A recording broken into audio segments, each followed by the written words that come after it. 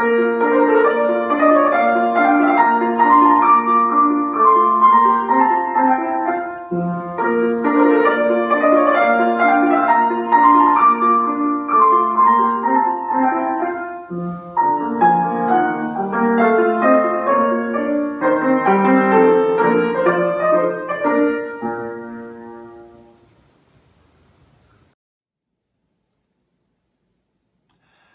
morning. My name is Jim Peters. My pronouns are he, him, and his. I'm co-chair of the worship committee, and it is my pleasure to welcome one and all to this online service of the Unitarian Society of New Haven. If you are new to this community, visiting us from the New Haven area or from much more distant places, please know that you are welcome here. This is a community where Black lives matter, where we strive to examine and resist institutional racism, where we work to identify and confront the pervasive culture of white supremacy in which we are all embedded.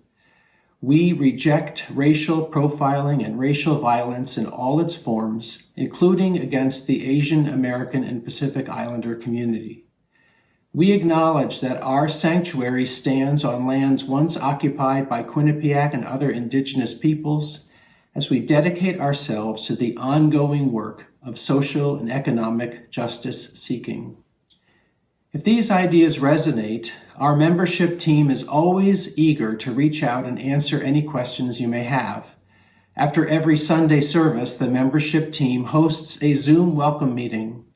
If you email membership@usnh.org, you can get the Zoom link.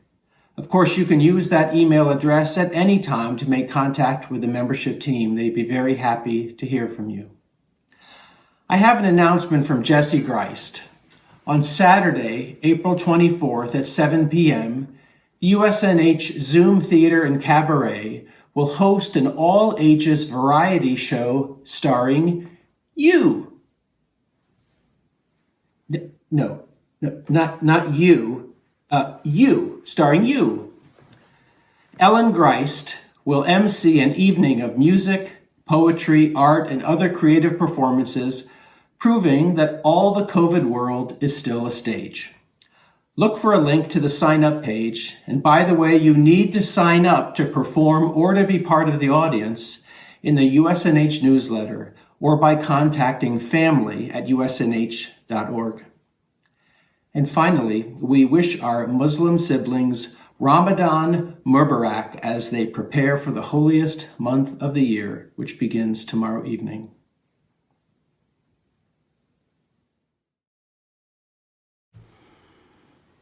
To the People Who Have Mistaken Freedom for Liberation, by Teresa Soto. To be free, you must embrace the breadth of your own existence without apology, even if they try to take it from you. You must know, not that you can do whatever you want. You're not a kudzu vine, eating entire hillsides for the purpose of feeding your own lush life. You must know instead that inside you are entire universes, milky blue, magenta, and gold, expanding. But to actually be free, you must know and you must fight for the entire universes inside of everyone else. Being free is not a license, but a promise.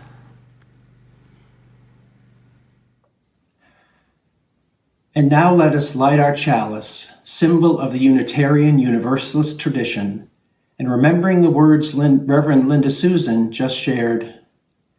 If we are indeed called to fight for the universes inside each and all of us, it helps to have a light to guide the way.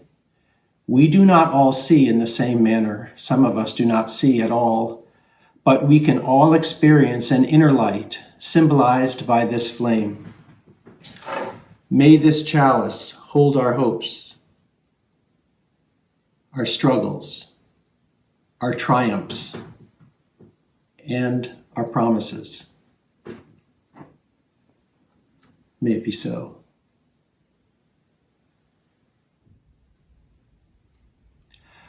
Friends, covenant lies at the heart of how Unitarian Universalists gather in community. We're united not by a particular set of beliefs, but by the promises we make about how we will be together, how we will treat each other, and how we will seek to mend relationships when we fall short of our aspirations. While the following words express our intentions in writing, our true covenant lives and breathes in our actions. Please join me now in reciting the words that appear on your screen.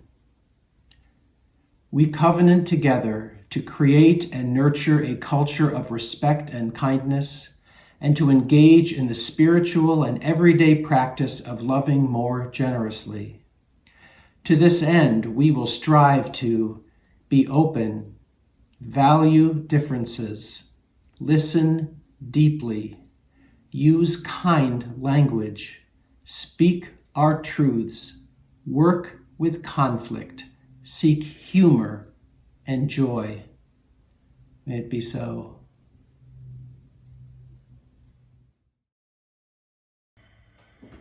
I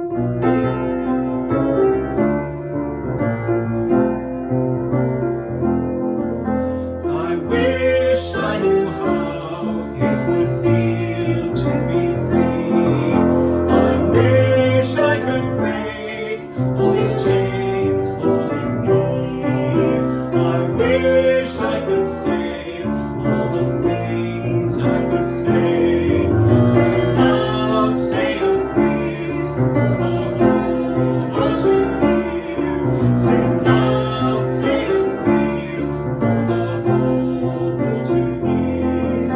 I wish I could share all the love in my heart, remove all the bars that still keep us apart. I wish you could know what it means to be me. You could see and agree everyone should be free. Then you'd see and agree everyone should be free. I wish I could give all I'm longing to give. I wish I could live like I'm longing to live. I wish I could do all the things I can do. Though I'm way overdue, I'll be starting anew. Though I'm way overdue, I'll be starting anew. I wish I could be like a bird in the sky. How sweet it would be if I found I could fly. I'd soar to the sun and look down at the sea. Then I'd sing 'cause I know how it feels to be free. Then I'd sing 'cause I know how it feels to be free.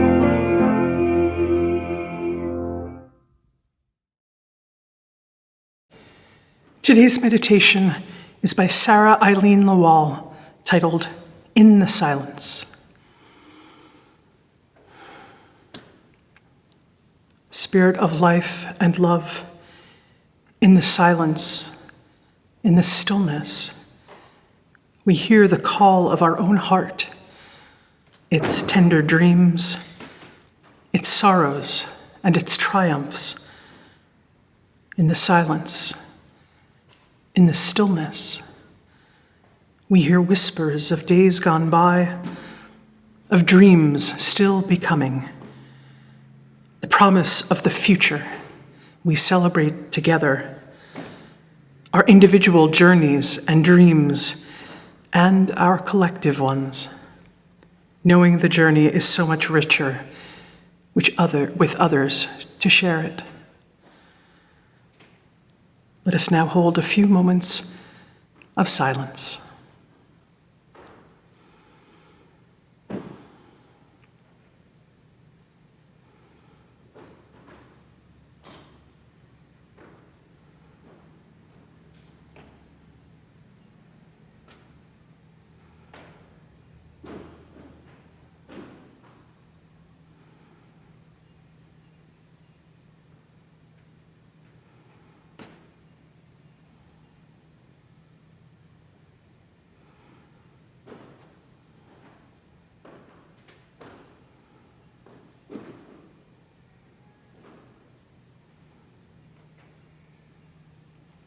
Amen, and blessed be.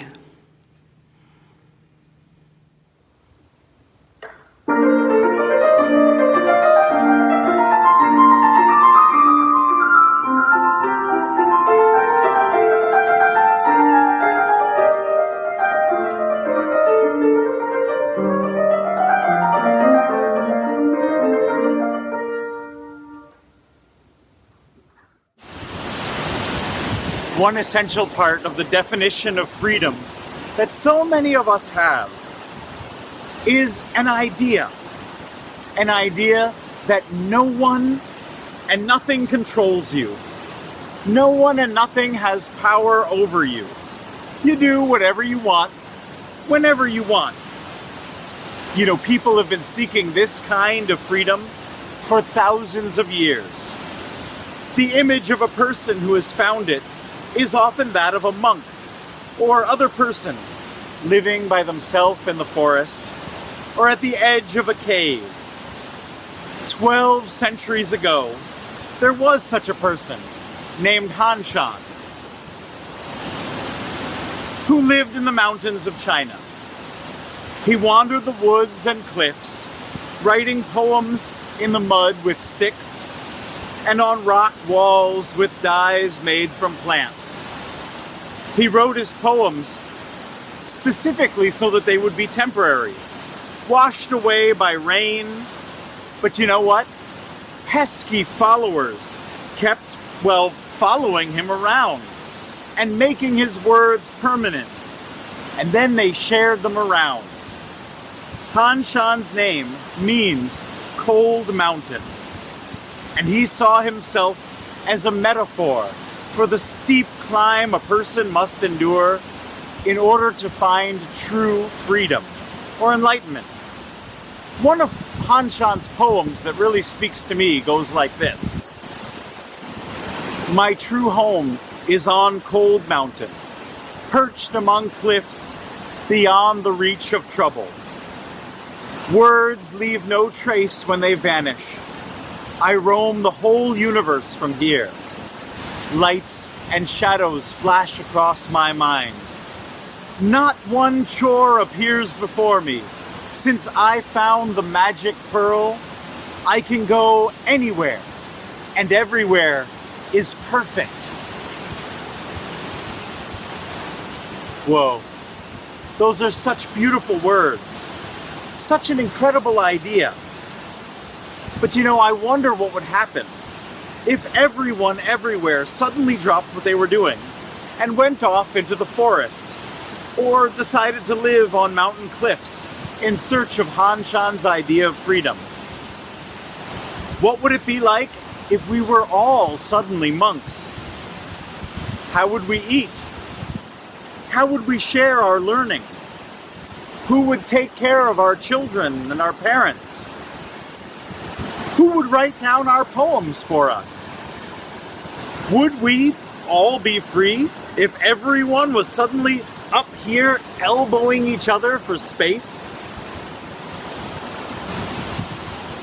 What if we all tried to sit quietly together beneath the Bodhi tree? For me, as a 21st century North American Unitarian Universalist, a guy who owns a home and owes money to a bank, and has responsibilities to family, friends, and my Hamden community, the idea of freedom, by abandoning all those things, certainly seems tempting at times. Sorry, honey. But in the end, it's, of course, not realistic. So what does Han Shan have to teach me? Perhaps his message to me is something that I can hold and access at specific times within the busy life that I lead. Perhaps there can be a monk who lives in a cave inside my own heart, who steps out into the light at times when I'm not rushing around, when I'm not stressed out, and when I can come to a place of relative stillness. Right here in the world that I live in, I can still care for others. I could still go to work. I could still drive my son to music lessons. And that monk will be right there within me, reminding me that I can roam the whole universe right from here, too. If I let him, that monk might just be able to write a poem across my mind when I'm in those stressful times, too. When the noise of a motorcycle jumps into a message for all. Even though that message of the monk will wash away with the rain, I will still know freedom, if only for a moment. In fact, when I'm sad or angry or stressed out, that might be the perfect time to slowly climb up a cliff, take a seat, and let Han-chan speak to me one more time. His words might go like this. Where is the trail to Cold Mountain? There is no clear way. Ice in summer remains frozen here. Bright sun shines through thick fog. You won't get there by following me. Your heart and my heart are not the same. If you make your heart like mine, you might wake up in a home that you don't recognize. Blessed be, my friends.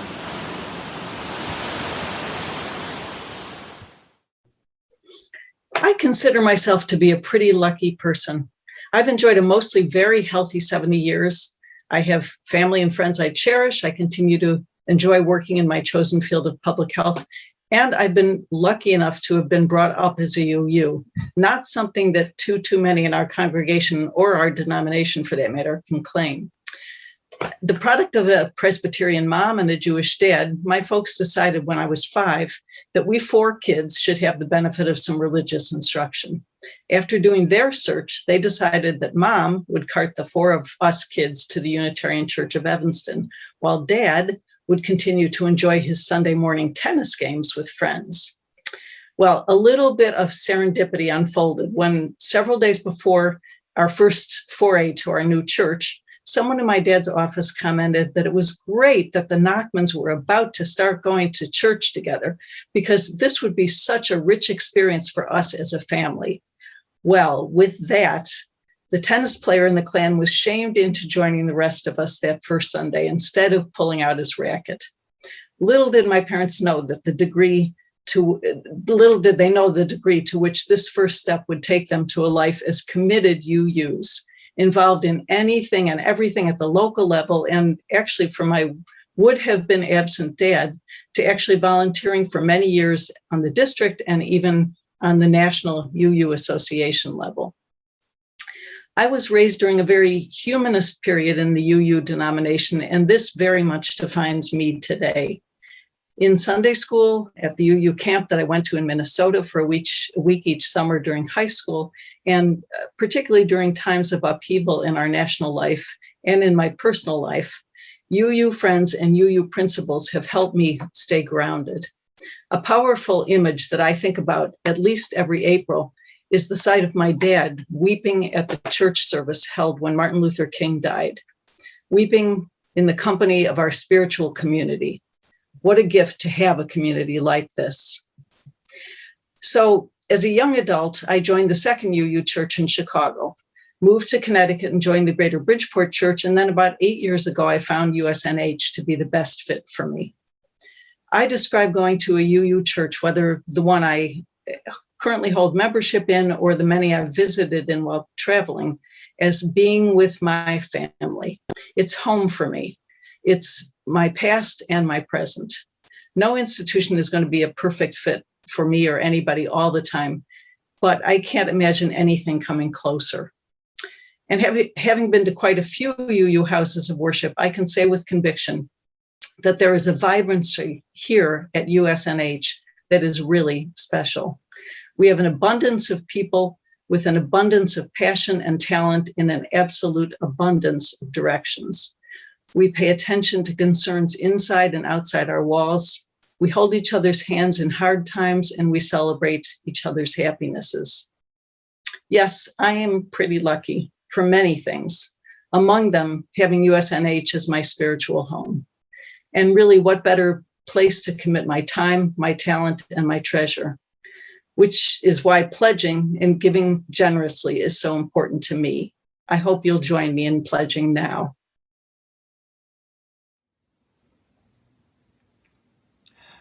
While we are not able now to gather in person, the work of our community continues, and so does the need for ongoing financial support. Today's service is exploring freedom, and of course we are each free to give as and how we are able. I encourage you to consider now navigating to the usnh.org website and clicking on the donations button at the top of the page. Or if you prefer, checks can be mailed to USNH at 700 Hartford Turnpike, Hamden, Connecticut, 06517. The offering will now be gratefully received.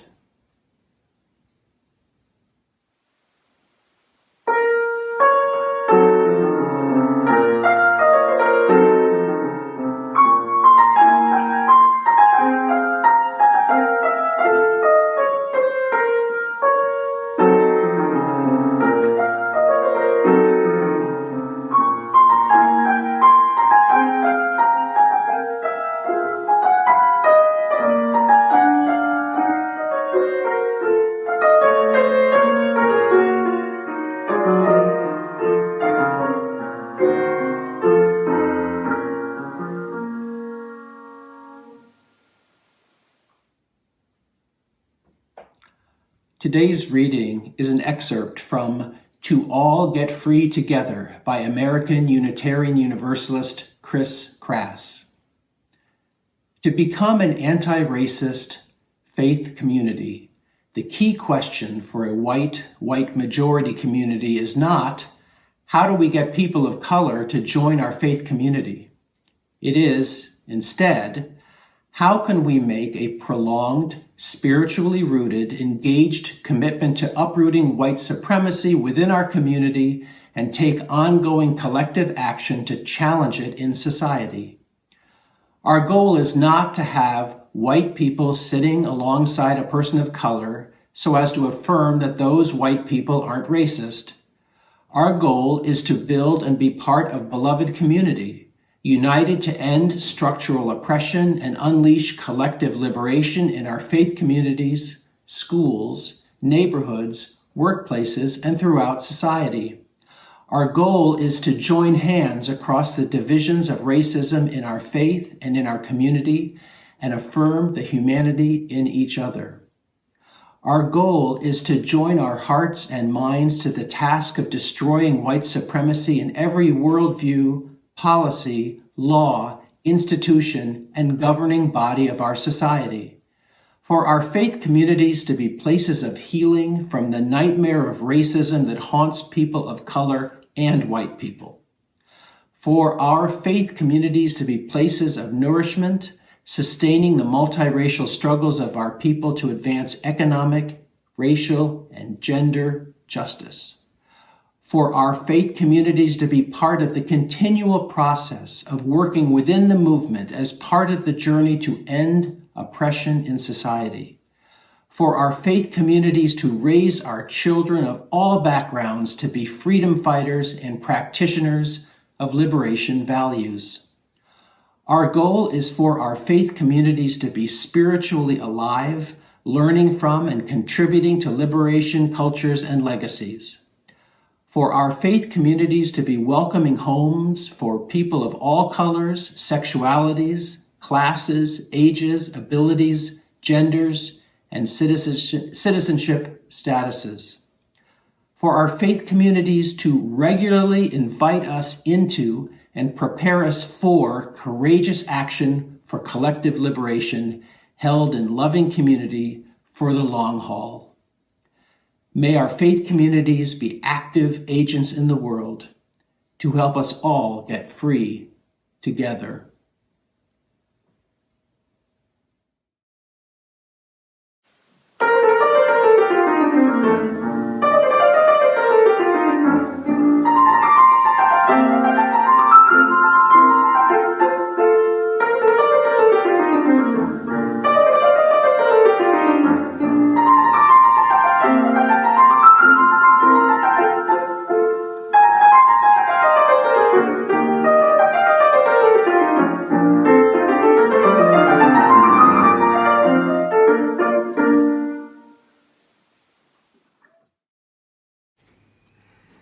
When I was a kid, I distinctly remember trying to imagine infinity.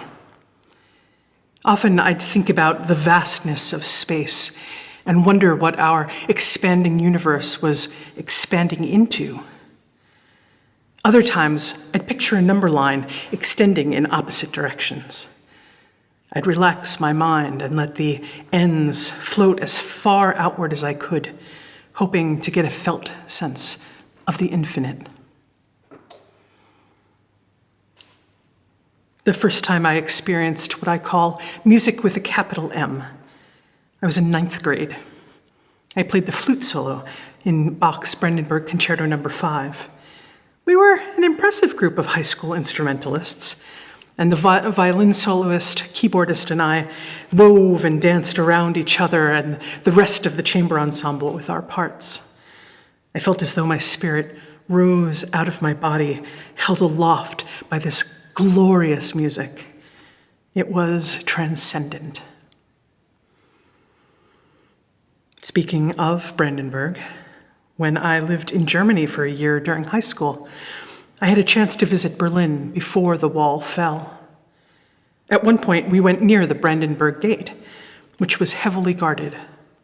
We weren't even allowed to get out of the tour bus we were on. Fast forward a few years, at which point reunification had happened. I visited a friend who lived in East Berlin, in what had been East Berlin, while he was attending university. And so while he was in class, I had the chance to walk around and explore. And at one point I realized I wasn't constrained this time by the divide between East and West. I could turn and walk in whatever direction I wanted. I had such a deep, visceral sense of freedom, which was only heightened when I came upon the Brandenburg Gate and could walk right through it, unimpeded. 30 years ago, I was in a bi support group, and one of the people I'd gotten to know told us that he was transitioning from male to female. She wasn't the first trans person I'd known, but was possibly the first person I knew during their transition. Now, for a while, my brain didn't want to make the shift, and I somewhat stubbornly dead-named her for a little while. That is, I called her by the male name I'd first learned. Soon enough, I realized I was being a jerk and stopped, but I felt ashamed of myself. Many, many years later, she and I were walking somewhere, and I said, "I owe you an apology," and described my less than stellar behavior. To my great relief, she hadn't even noticed, but she appreciated the apology nonetheless. By owning the truth of what I'd done, I felt a burden lifted from my heart after all those years. Each of these stories reflects different ways of becoming more free in mind, spirit, body, and emotions. What are some of the ways that you might find more freedom? Is there a burden you've been carrying? Someone whose forgiveness you need, or someone you're ready to forgive? Do you find freedom in running or dancing or floating in water? What expands your mind until it's seeped in awe? What expands your heart until it overflows with love? I want to invite you to try something with me. Find a comfortable way to sit. Maybe close your eyes if you like. Take a nice, relaxed breath. Then let it out slowly.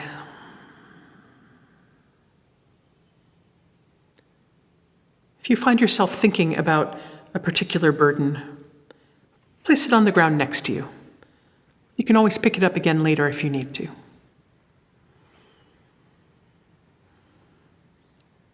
Take another nice, relaxed breath.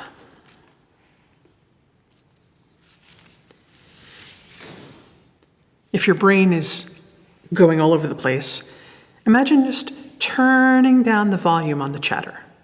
You're not trying to stop your thoughts. You're just not listening to the hubbub right now. Now, imagine a stream of light emerging from the top of your head. How far can you follow it up?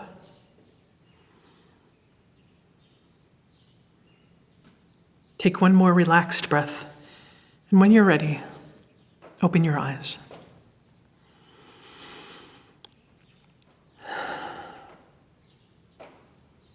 How was that? I'm hoping you got to experience at least a moment when you felt more free than before. Sometimes freedom begins with telling ourselves different stories about who we are. The documentary The Prison Within follows several men convicted of murder who participate in the Victim Offender Education Group, a restorative justice project at San Quentin Prison. The 18-month program supports incarcerated individuals in the process of understanding and developing insight into the underlying circumstances of their lives and the choices that led them to prison, in particular, unresolved trauma. The men learn to shift the narrative so that they separate their actions from their being.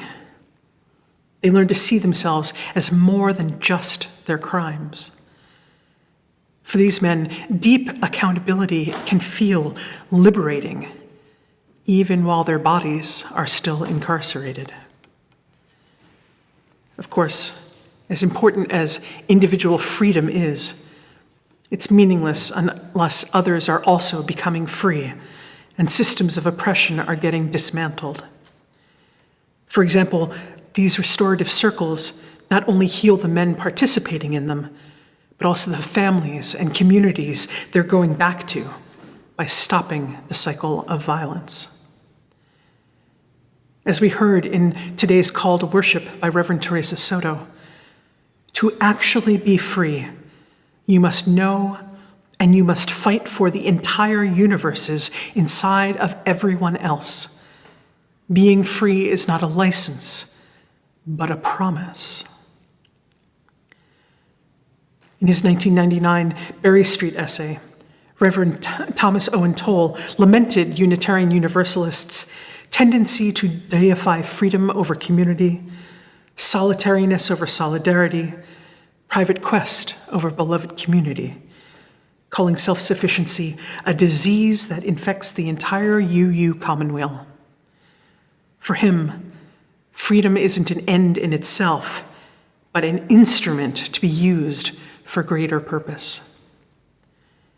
And for Chris Crass, whose words we heard in this morning's reading, that greater purpose is collective liberation. One of the ways we learn how to get free together is by practicing right here in the congregation. Our goal, he writes, is for our faith communities to be spiritually alive, learning from and contributing to liberation cultures and legacies. For our faith communities to regularly invite us into and prepare us for courageous action for collective liberation, held in loving community for the long haul. What do you think it would feel like if everyone got to experience an internal sense of freedom that's also accountable to the community? What if fear and trauma no longer ruled people's actions? What if the only suffering we experienced was the kind common to all human beings? What if joy and ease were the default? Can you sense what that kind of liberation would feel like in your body? Can you free your mind enough to imagine that it's possible?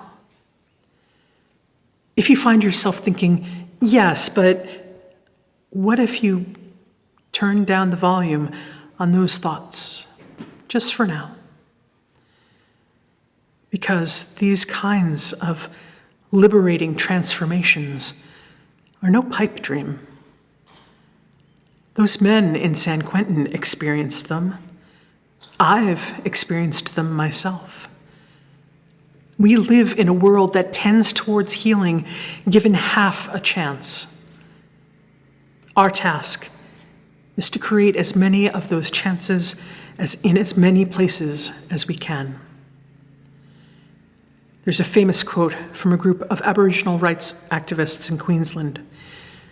"If you have come here to help me, you are wasting your time. But if you have come because your liberation is bound up with mine, then let us work together." Let's, you and I, work together, friends, for the liberation of all beings. Amen, and blessed be.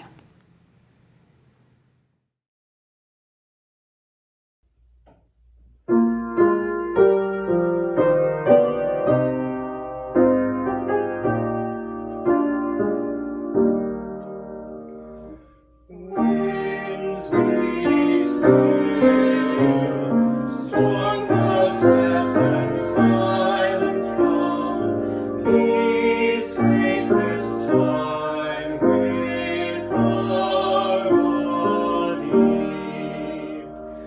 Thy word of hope and shine light of love, and in calm let all find tranquility.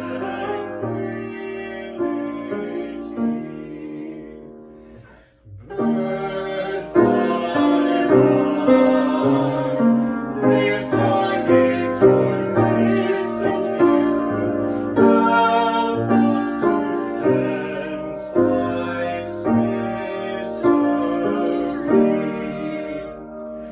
Fly high and far, and lead us each to see how we move through the winds of eternity. Light shining, illuminate our inward view, help us to see with clarity. Shine bright and true, so we may join our songs in new sounds that become the symphony.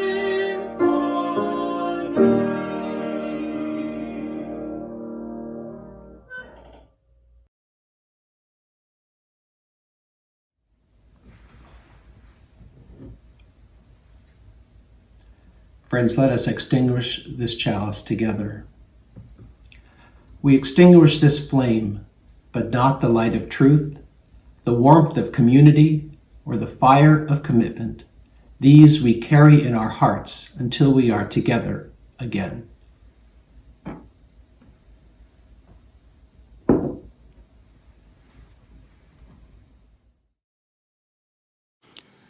Friends, let's use our imaginations and expand them beyond our usual senses until we feel in our bones what it means to be free. Once we say yes to true liberation, the how will follow. Go forth then with courage and with kindness, and let's get free together. Amen, and blessed be.